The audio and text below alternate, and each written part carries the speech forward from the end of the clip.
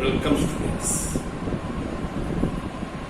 Today I will give a teaching about a lesson that is known as fossils and types of fossils. You already know the fossil is a Latin derivative term. It derives from the Latin dictionary from the word fodere, F-O-D-E-R-E. Fodere, F-O-D-E-R, from this word the fossil term comes. Okay? It means to dig, to dig, D-I-G, dig. The fossil may be an entire organism buried in sediment or snow which changes into a mold or a cast of the entire organism or its parts or its replica, footprints or even imprints. That science is known as your paleontology. Paleontology is a branch of biology which one deals about the different aspects of fossils and fossilization. The branch of that biology is known as here paleontology, P-A-L-E-N-T-O-L-O-G-Y, paleontology. The scientists who study fossils are called paleontologists. Paleontologists, singularly called as paleontologists. Okay? What is fossils? The fossils are the preserved remains or traces of ancient organisms. Fossil can be preserved and entire organisms are just part of one. These are the remains or the evidences of the ancient animals and plants preserved by the natural means in the rocks, but many specimens have been found in loose sand, in bogs, in tar pits, and some have been found in the ice. They progenize.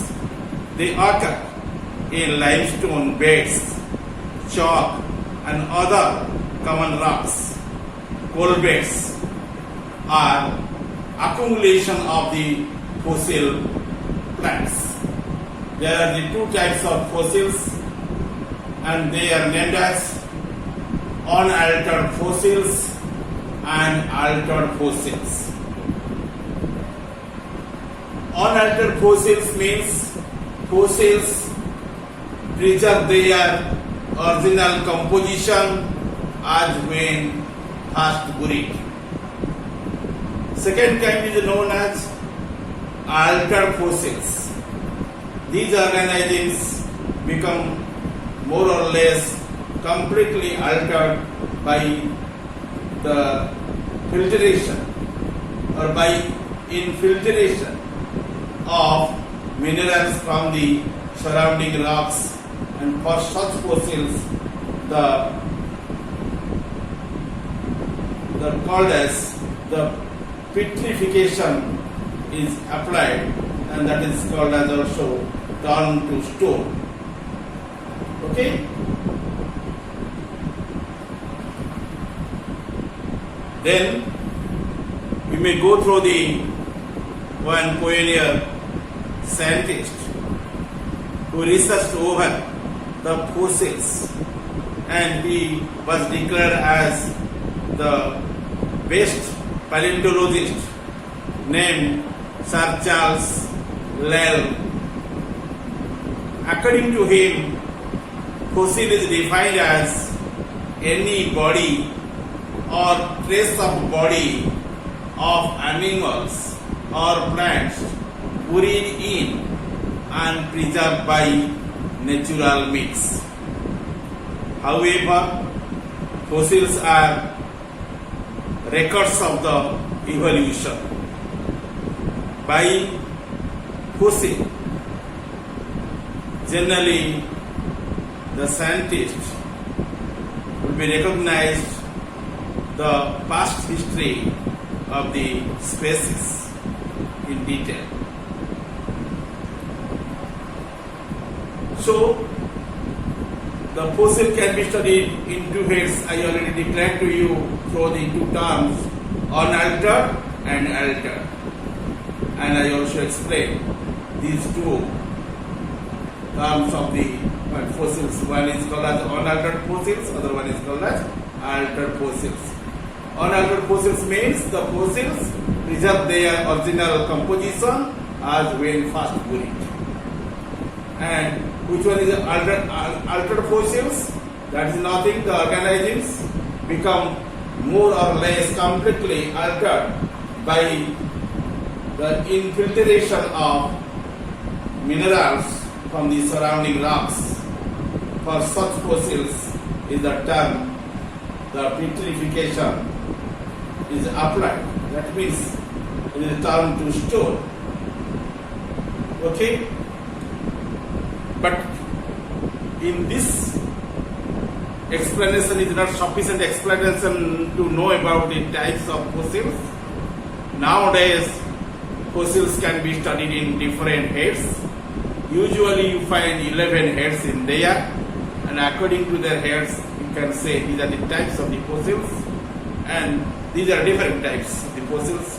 First of all, you know the body fossils. These occur in all shapes and sizes and range from the microscopic sea dwellers to large terrestrial hog dinosaurs. And these fossils contains remains of hard part of an organism such as cell, S-H-E-L-L, tooth, danto, and bones, etc., which provide the details of shape, size, function of the different parts of actual organism. And that one explained in the term of body fossils. Let us know about the another type of fossils, which one is called as macrofossils. The fossils which are more than 1 centimeter in size are called macrofossils. It includes more advanced plants and animals such as skeleton, clams, or corals, etc. Okay? And third kind is named as microfossils. These are the fossils of organisms which are less than 0.5 millimeter in size. Sometimes their skeletal remains are found up to 10 centimeters in length in the latter. Okay? Those type of fossils are named as the microfossils. Third type is here microfossils. But fourth one is known as soft fossils. And soft fossils are very peculiar. And these fossils are less than 10,000 years old and were formed after the last ice age during the Holocene epoch, and these include the fossils of bison in the frozen ice, mummified human beings, etc. And that type of fossils, you know what it is? That is called as soft fossils. Then fifth point is known as trace fossils. The trace fossils are the footprints and tails of organisms which are formed due to day-to-day activities of organisms such as walking, burrowing, feeding, crawling, etc. Example, footprints of dinosaurs and burrows of crabs and trails of worms, etc. And all these belonging under the trace fossils. Please remember in here, the fossil mainly differs in two heads. Fossils mainly differentiated into two heads. And one is called as body fossils, other one is named as trace fossils. Okay, after these two, you other 9 type of fossils also be mentioned in here, and you know after the trace fossils, you know to understand about the bioclast. BIOCLAST, bioclast. These fossils are fragments of fossils which are found in sediment are usually seen under the microscope, and those are not revealed by your naked eyes. You can take the help of microscope to study the fossils, and that type of fossil studies also be named as the bioclast. These fossils are fragments of fossils which found in sediments are usually seen under the microscope.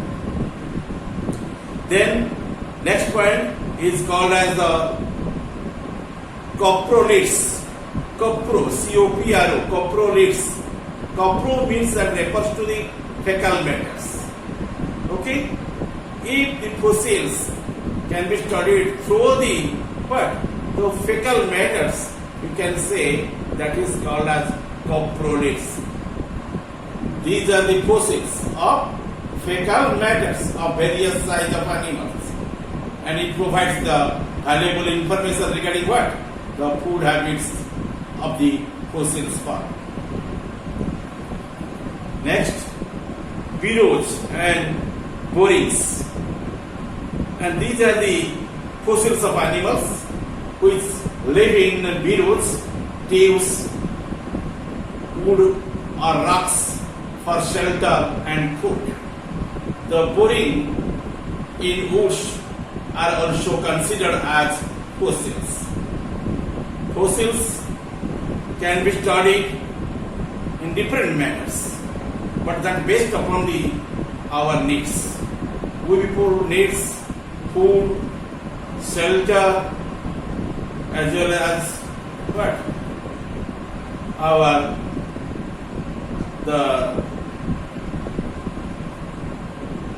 Generally the habitat, and that is called as shelter in here, and nutrient is here food, and third one is wearing. From there you can collect the better knowledge regarding the fossils. Okay, and from there you can collect the fossils and also know about the history of the ancient forms, and that may be plants or animals. The borings in woods are also considered as fossils, and that would become under the burrows and borings. Then gastroliths. Gastron means stomach. Lith means the heads. Sometimes some microbes would be remaining within the stomach of the higher group of animals, and they would be preserved under the pressure and temperature in the rocks or sediments or sands. and in there you see you can trace that organisms which are remaining in the stomach, and you can know detail about its history of that species which are remaining in there. And these are fossils of the contents of the organisms which are found in stomach. The next, that is called as pseudofossils. And the 10th point, the pseudofossils, no doubt they are the fossils of the inorganic origin, resembling the organism and found in sedimentary rocks, are referred to as the pseudofossils. At the end, in 11th point, and you know unusual fossils. And in unusual fossils, you see some fossils are not usual, very rare, and fossils of the most of the organisms formed by the combination of events and conditions. Okay, fossils would be based on the events and conditions, and that type of fossils would be named as unusual fossils. Let us know some examples of the fossils. The famous deposits of the Solnhofen limestone of the southern Germany and Burgess Shales of Canada contains unusual fossils of first one, the mammoths found from the Siberian wastes. Mammoth was one animal in that time, and it is a woolly elephant-like animal, and they will be preserved under the ice. Okay, and by that pressure, and they will be remain as fossils in there. And second point, your Archaeopteryx. Archaeopteryx is one type of dinosaur, that is avian dinosaur. It is the first part of the world, which one exhibited two types of characters: reptilian characters, side by side avian characters. With reptilian and avian characters, Archaeopteryx is a classical example of the what? Of the avian dinosaur from Solnhofen in Bavaria, that comes under Germany. And here I presented to you two different types of fossils. Again, remember the fossils: body fossils, macrofossils, microfossils, soft fossils, trace fossils, bioclast, coproliths, burrows and borings, gastroliths, pseudofossils, and unusual fossils. Briefly, fossil can be explained in two ways, as unaltered fossils and altered fossils. But in here, now I explain the types of fossils in 11 ways. Okay? Further you know, they are named as body fossils, macrofossils, microfossils, soft fossils, trace fossils, bioclast, caproliths, burrows and borings, gastroliths, pseudofossils, unusual fossils. Okay? I also gave examples. One best example is known as mammoth. It is a elephant-like animal in that time, and that one generally remain as a preserve within the frozen in ice. Okay, at the place of the Siberian wastes, and is also one type of fossil. Another fossil is known as Archaeopteryx, which one stands in between the reptilian and avian organisms. They are possessing both these characters in the same body. Generally, they will be detected in the Schoenhofen, which were living in the Bavaria of the Germany. Now I shall explain you about the formation of fossil. Formation of fossil requires a succession of the several lucky events under specially favorable circumstances and a number of help by different media in the preservation of animals or animal parts. All dead organisms are not fossilized, as they are exposed to destructive forces and quickly disintegrate. But when some organisms die and buried in sand or sediment, their soft parts no doubt disintegrate, and their bones or hard parts are slowly replaced by mineral matters, ashes from the volcanoes, petroleum springs, amber and resin from the plants. Sand and ice help to preserve the organism unchanged. Okay? And that is nothing that is called as formation of fossils. So like which materials would be comes under the fossilization?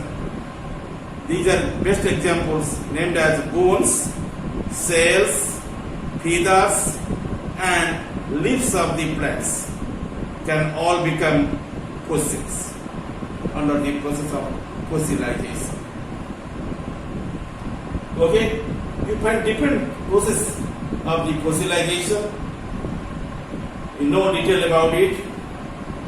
Preservation of the entire organisms, the entire animals.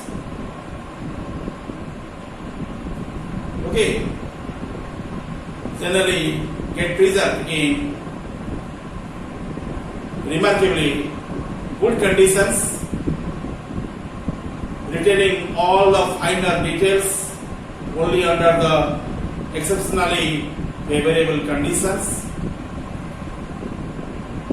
First point, preservation of the organisms in ice or permafrost. The entire animal can be frozen and preserved in ice for 1,000 years in Arctic tundras of Siberia and the permafrost. Permafrost means what? That is generally frozen. P-E-R-M-A, permafrost, F-R-O-S-T. Even woolly mammals like your mammoth are preserved. Okay? And with the stomach contain the intact. Examples: two fossils of woolly mammoth of permafrost are found in A. Lena Delta in 1790 and B. Siberia in 1901. Next point, fossils found in petroleum springs and asparagus. The remains of extinct, the rhinoceros, the small mammals, birds and even insects have been found from waxy oil, your saturated soils. Fossils of the Ranchola Brea are now situated in the Los Angeles, USA.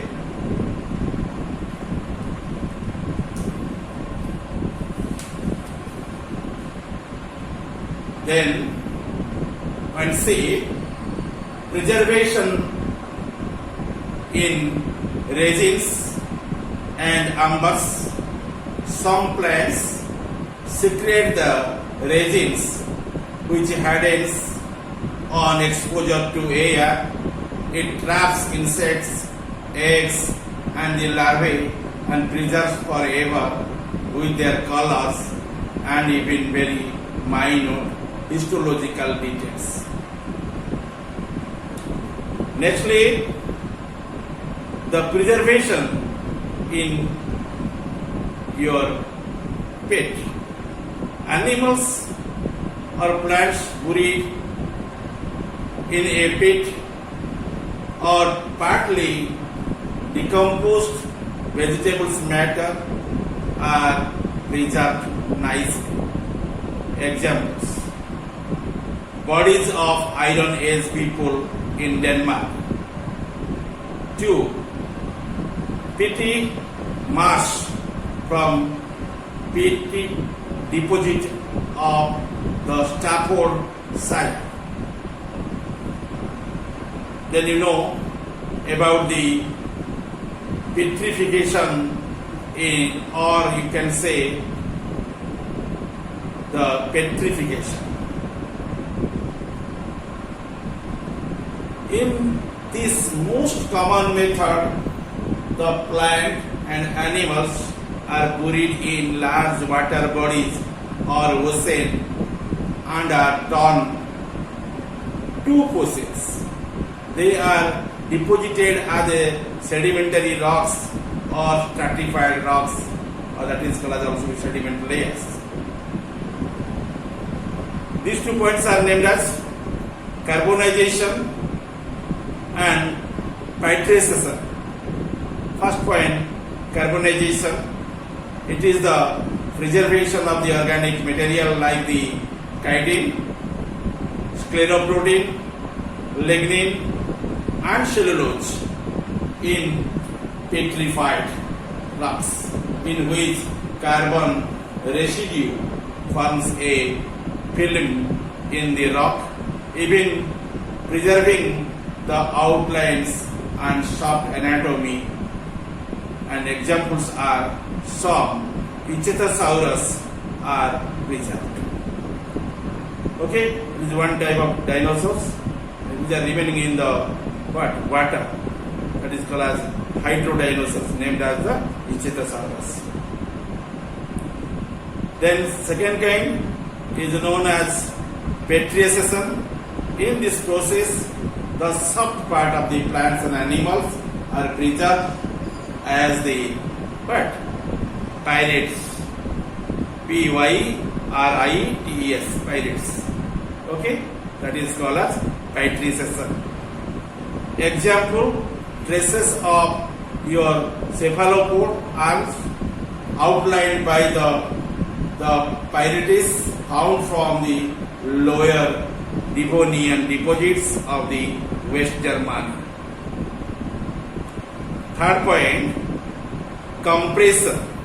Only the buried parts of the plants are fossilized by compression, and compression fossils only preserve external morphology but not internal details. Students, the fourth point is very common to you, that is named as molds and casts. Okay, and called as the incrustation fossils. In this process, natural molds or casts are formed of the terrestrial animals. The body of the organism disintegrates, leaving the hollow cavity, and only shows the exact external features. Sometimes the body walls are filled with natural mineral deposits which hardens to form the perfect and natural casts. The hollow cavities of the cast is filled with the plaster of the Paris to form artificial casts. Examples: the fossils of the Pompeii, that is buried in volcanic ash from the Mount the Vesuvius in the AD 79. Next point, that is impressions like casts and moulds. Impression of organisms are found on soft clay or sealing wax. Example, impressions of leaves of the plants, skin of the dinosaurs, and wing of membrane of the flying reptiles, and feathers of extinct birds, etc. have been uncovered. That one comes under the impressions. Then sixth point is called as the tracks and trails. It is very vital most point. And the footprint or tracks of moving organism on soft, moist mud hardened into the rocks and preserving the footprint of what? Of the organisms or your tracks of the sluggish organisms. The footprints can give the following information, and from there you can collect the information of the organisms through your high points. What are these? Shape and size of the foot. Then foot posture. Secondly, third, length of the limbs. Fourth, body structure and the proportion. And fifth, gill of moving animal. And from there you can also collect the gait of moving animal. Example, the footprint of amphibians were found in 1948 near Pittsburgh, Germany, in Pennsylvania area.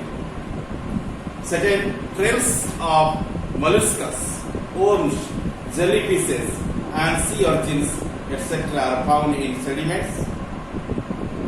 Okay? Then sixth point is finished in here. Then you consider the seventh point, that is called as coal belts, or also we call as coal balls, are the petrified, spherical shaped plant organs found in the coal deposits. They are formed by the deposition of the calcium carbonate, iron sulfate, and magnesium carbonate, etc. It gives the information regarding the plant communities of geological past. Okay? The last point is the mummies, M-U-M-M-I-E-S, mummies. And the dehydrated bodies of the dead animals are preserved as a mummies. Dust or soil deposited in the thick layers over the dead animals preserves as an impression in the rocks. And you can collect the knowledge from the Egypt, and in there you find the what? Some pyramids, and in there you find some human beings are remaining as mummies. Example, the skin of some dinosaurs is also be preserved by this process. And these are your what? Called as your different processing of the fossilization by which fossils can be found out. Okay? And finding the fossils. The next head, the fossils are formed and occur in the deeper layers of the earth. We can only find the fossils. First point, due to folding and overthrusting of the earth's crust, the deeper layers are exposed and showing fossils. Number two, rivers slow and cutting deep gorges through the successive strata, exposing the rocks containing fossils. when water recedes. Third point, when rocks cracks or the slip, fossil may be exposed. Fourth point, superficial rocks may be removed by the glaciation to expose the inner rock with fossils. Okay, in today's research, I already described the finding fossils in here along with your different process of fossilization and formation of the fossils. Then you already know about the fossils and types of the fossils. Okay.